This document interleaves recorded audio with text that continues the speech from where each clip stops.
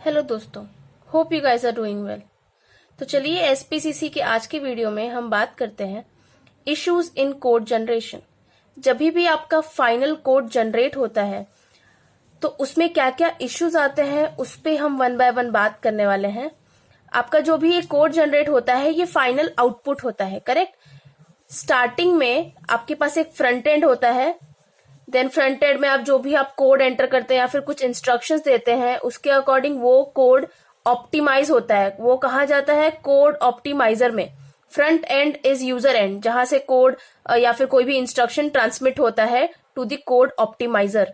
And after going to the code optimiser, the next where it goes from the code optimizer is code generation, where or the code generator, where the code generation is performed and you get the final output. So basically it is divided into three stages. The first is front end, the middle one is code optimizer and the last one is code generator.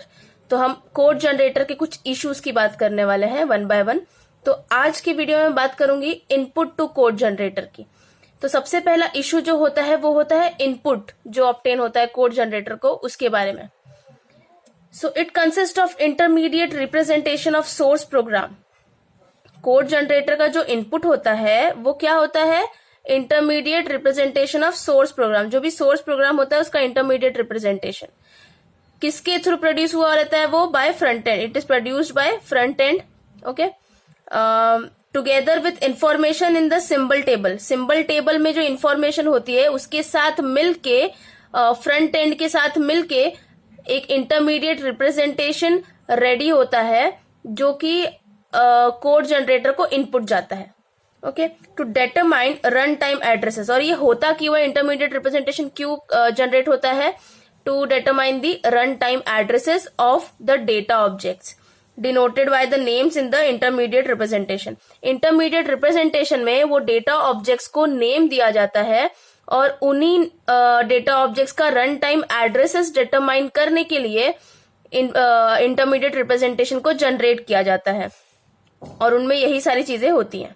ना intermediate representation जो होते हैं, जो कि एक input है code generator के लिए, एक इनपुट है, वो किस टाइप के हो सकते हैं, वो कैसे हो सकते हैं? Representation can be linear. सबसे पहले तो लीनियर हो सकते हैं। Linear representation such as postfix notation. तो इंटरमीडिएट रिप्रेजेंटेशन अलग अलग टाइप के हो सकते हैं। उसमें से पहला टाइप है लीनियर रिप्रेजेंटेशन, जैसे कि पोस्ट फिक्स नोटेशन हो गए। Then next is three addresses representation, जिसमें तीन एड्रेसेस का रिप्रेजेंटेशन हो, उसको क्वाड्रपल भी कहते हैं। Virtual machine representation such as stack machine code. Stack machine code आपने देखा होगा, उसको वर्चुअल मशीन रिप्रेजेंटेशन कहते हैं। तो उस टाइप में भी इंटरमीडिएट रिप्रेजेंटेशन होता है। Then there is graphical representation such as syntax trees and DAGs. तो ग्राफिकल टाइप में भी रिप्रेजेंटेशन होता है, जैसे कि सिंटैक्स ट्रीज हो गए, डैग्स हो गए। दीज ऑल सच एज के बाद वाले जितने भी है वो एग्जाम्पल्स हैं। जैसे कि postfix notation is an example of linear representation.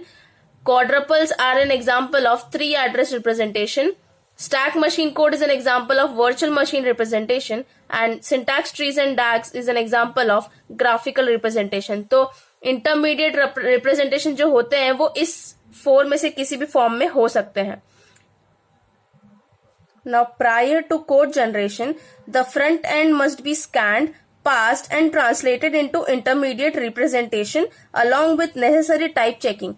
तो जब भी कोड जनरेशन के पास ये इंटरमीडिएट रिप्रेजेंटेशन जाता है उसके पहले फ्रंट एंड का आउटपुट होता है इंटरमीडिएट रिप्रेजेंटेशन, करेक्ट।